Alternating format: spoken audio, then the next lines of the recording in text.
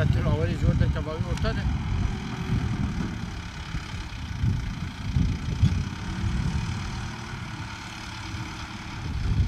İsmim Bilal, soyadım Akyar. Burada çim üretim sahamız var. Peyzaj işleriyle uğraşıyoruz Güneydoğu, Doğu Anadolu bölgesinde.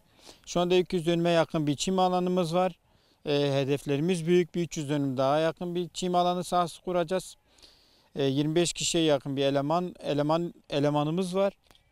Burada üretilen çim nerelere gönderiliyor? Burada üretilen çim daha çok çevre illere gönderiliyor. Güneydoğu Anadolu bölgesinde, Doğu Anadolu bölgesinde işte Batman, Diyarbakır, Şırnak, Urfa, Malatya, Elazığ, Siirt, Muş, işte böyle bizim doğu illerde bunlara gönderiyoruz ve yurt dışına ihracat yapıyoruz. Irak, Suriye'ye daha doğrusu daha göndermemiş, daha talep olmamış. Irak ve İran'a gönderiyor şu anda çim.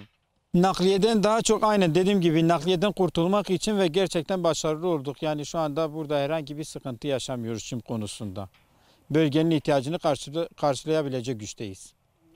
Em vedere işi çimi üretmiştik. Çim vedere sahame edüsü dolum çim alanı sahasya meyem vedere çim üretmiş ve kem dişinin Doğu Anadolu, Güneydoğu Anadolu. Defame mezin nezke 1000 dolum çimi derxinci inşallah bölge Kızıltepe.